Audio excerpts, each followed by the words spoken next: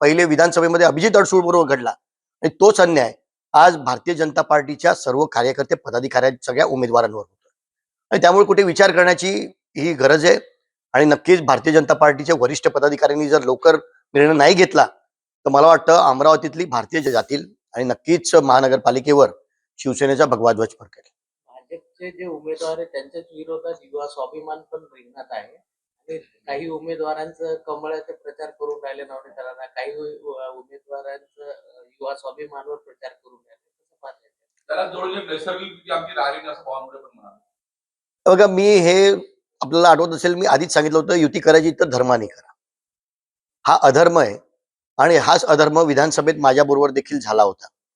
त्यावेळी जर भारतीय जनता पार्टीने जर पाऊल उचललं असतं तर मला वाटतं आज भारतीय जनता पार्टीला या पद्धतीची परिस्थितीला सामोरं जावं लागलं नसतं.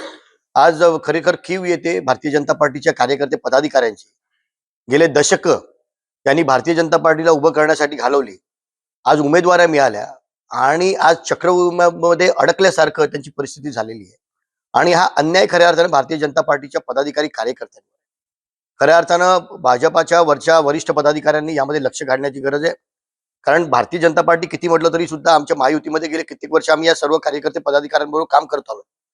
आजही त्यांचे आम्हाला फोन येतात, भेटतात, तेव्हा अतिशय कळवळीनं रडतात की आमच्याबरोबर काय चाललंय, आमचाच पक्ष आमच्यावर अन्याय करतो, आम्हाला तिकीटं दिला आणि पुन्हा आमची तिकीटं मागे घेण्यासाठी सुद्धा आमचाच पक्ष आम्हाला दबाव टाकतो, पत्र काढतो. आणि एवढंच नाही तर आमच्या विरोधामध्ये आमच्याच बरोबर ज्यांनी युती केली ते आमच्या विरोधामध्ये उमेदवार देतात आणि त्यांचा प्रचार आमचे भारतीय जनता पार्टीचे प्रचारक करतात.